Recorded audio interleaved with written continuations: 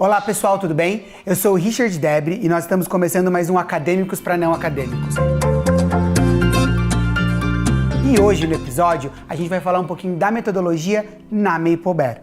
Primeiro vamos retomar um conceito muito importante quando a gente fala de metodologia. A gente não deve misturar o que com o como. O que trata-se justamente de todos aqueles conteúdos e habilidades que a gente sabe que os nossos alunos precisam aprender. O que a gente precisa falar aqui agora é de como isso vai acontecer, que práticas e estratégias eu escolho dentro de sala de aula para garantir que esse aprendizado seja significativo e relevante.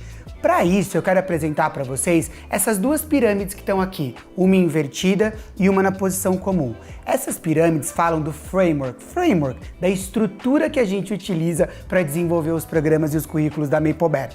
Esse framework é chamado de Gradual Release of Responsibility. Gradual Release of Responsibility nada mais é do que liberação gradual de responsabilidade. E para explicar, quero fazer um exemplo com vocês do que acontece dentro de casa, dentro da família. Porque a gente sabe o quanto os nossos filhos, o quanto os alunos aprendem com a gente. Primeiro vamos entender essa pirâmide assim, eu tenho a responsabilidade do professor e a responsabilidade do aluno. A ideia é que durante o processo de ensino-aprendizagem, a responsabilidade do professor diminua e, consequentemente, a responsabilidade do aluno aumente. Por quê? Porque ele precisa ser o protagonista, ele precisa ser o responsável pelo aprendizado. Eu tenho uma grande dificuldade, muitas vezes, de pedir para os meus filhos me ajudarem nas atividades domésticas. Por quê? Porque eu fico só pedindo. E, na verdade, esse não é o caminho, não é isso que funciona. O que eu preciso é utilizar essa metodologia que a gente utiliza dentro de sala de aula e em casa também. Quer ver um exemplo muito bacana? Os nossos alunos nos veem lavando a louça, por exemplo, de casa, ou fazendo diversas atividades domésticas. Eles precisam ver a gente arrumando a cama, eles precisam ver a gente lavando a louça, eles precisam ver a gente organizando as nossas roupas. E aí, conforme eles veem a gente, conforme a gente demonstra, a gente modela esse tipo de comportamento para eles, a gente começa a convidar eles para participarem disso.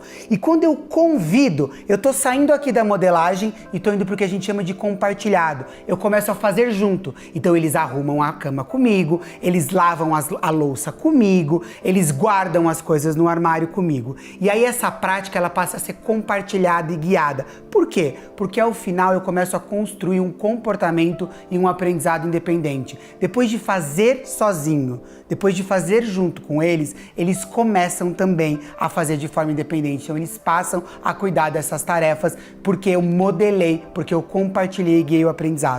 O que a gente quer que aconteça dentro de sala de aula é exatamente isso. Seja para leitura, seja para resolução de problemas, seja para a gente falar de história e geografia, não importa qual é o conteúdo, a gente quer garantir que essa liberação de aprendizado aconteça, que os nossos alunos sejam protagonistas e que eles apliquem e utilizem esses conhecimentos ainda dentro da escola, para que o aprendizado seja significativo e relevante. Então vamos lá, o que a gente precisa lembrar quando a gente está falando da metodologia Maple? A gente precisa lembrar que essa metodologia, ela é de fato pautada na liberação gradual de responsabilidade, que o professor tem sim uma grande responsabilidade de demonstrar e modelar, mas que ao longo do percurso e da jornada, a responsabilidade principal é do aluno, para que ele seja protagonista, para que ele possa experimentar, investigar e para que ele seja o centro de todo o processo.